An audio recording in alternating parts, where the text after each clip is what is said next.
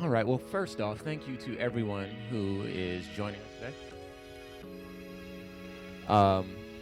This is kind of a special event for us, and we have a special topic that we're going to talk about today. One of the things that we are coming to terms with is that indeed we live in interesting times. It's interesting that you say that the messaging has changed, because I think the messaging is lacking. Okay. Gen Z is our most culturally and ethnically diverse generation, our most ideologically diverse generation, and our most intellectually diverse generation. There's diversity in thought and diversity in the way that they live out even their civic process. We have had to confront the reality of a genocide, for all intents and purposes, on the ground in the nation state of Palestine. The most frequent way that people pay for groceries and items in retail is by check, But why is that? because the people that are being polled are the people that still pay with checks. And that speaks directly to our issue here. The messaging is not reaching those that it should. If only our parents and our grandparents are being reached out to and messaged to and contacted for polling information, then the data skews to us being kind of lost in what direction we should be going with our intentions. What can Gen Z do to help Gen Z engage in politics? If we can't save you, what can your generation do to save itself? We have to take our education and our knowledge in our own hands. And I think that what we've really seen in the education space is the declining literacy rates and needing to meet our people where they are.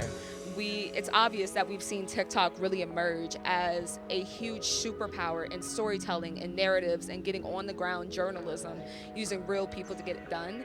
And I think that social media has played such a huge role in us touching base with each other and communicating with communities that we wouldn't normally associate with or talk to. That is exactly the issue, I think, that causes voter apathy among Gen Zers and voter ignorance. We'll say that they're just not aware of what's going on, because where they receive information is very different from where, in the example that we discussed earlier about people using checks. The truth of the matter is that it was a TV station that did that poll, and the TV station polled their listeners.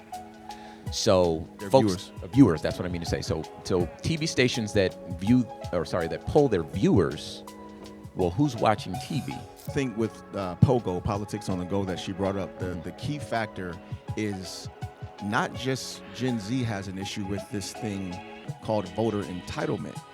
You see people pushing back. I'm not going to keep voting for this party just because I always have. What is important to you as a first-time voter / business owner / Gen Zer? As a black woman, starting there, I feel like for future generations to see a black woman, have a black job as the president of the United States. Yes, Yeah. Lord. I want to be able to tell my kids that, hey, I was a part of getting this woman elected, the same way our parents say, like, oh, I was a part of this, and I was a part of helping Obama get elected when he did. And so even talking backstage, there was a mindset, especially in my generation, that we'd probably see a white woman or a non-woman of color become president before we'd ever see a black woman.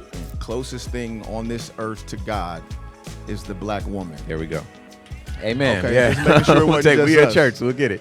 What I think is going to be important in this process, there's that initial energy that we're all seeing and feeling right now, and is evident in the fundraising. But if we're talking about Gen Z, I think something's going to be important for Vice President Harris and her campaign is Gen Z, and our research says that, and I don't mean this in a negative way, but they believe themselves more than any previous generation. Where folks from my generation, we still kind of looked up to the Anderson Coopers and so forth. People that had these legacy platforms. Gen Zers are content with Charlie XCX putting a weird green, meme up and saying Kamala is Brat, and they're like, okay, that's who we're voting for. But who do they vote for if one side is bad and the other side is bad? Yeah, You know? I think the important thing that important message that we'll get across before we wrap is that this is a zero-sum binary electorate. That's it. Someone's going to be president, so we cannot abstain, and we cannot afford to have an entire generation of young people abstain either. Someone is going to be president the day after that election. It's going to be this incredible, fiery candidate that we have now, but even before her, we had a decision to make, and we have to effectively engage our young people for us to come out on the right side of that decision, because I'm scared to even think about what the other outcome could be.